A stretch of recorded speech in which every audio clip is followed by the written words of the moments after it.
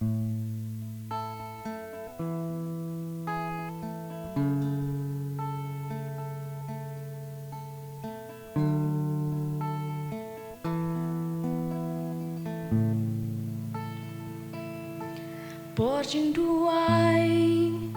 deka porbakentang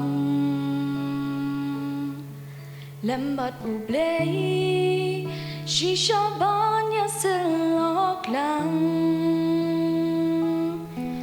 dajeng excam hang tahabang iwan jing sungin man hawa try udon hajan porduai bat yang hawa don ukiden jing ye jing isnei jong ublei da shisha bangin shen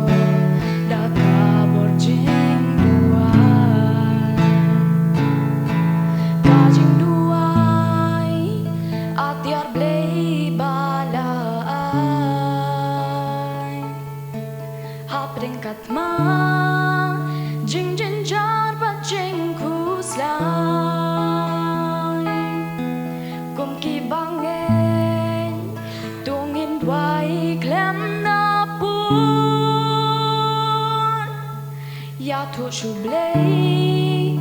la don nuan tu ai tilung por duai ba thiang ha ba don ukiden jing yi snei jong ublei da shisha bangin shen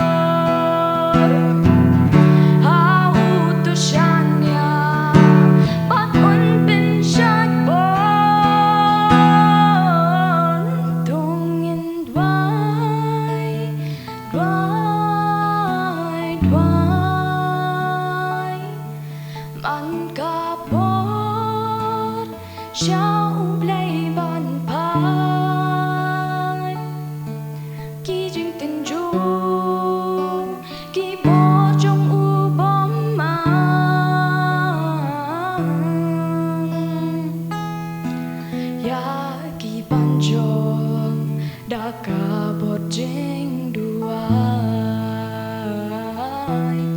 yaki panjom da Khuborjylla duai.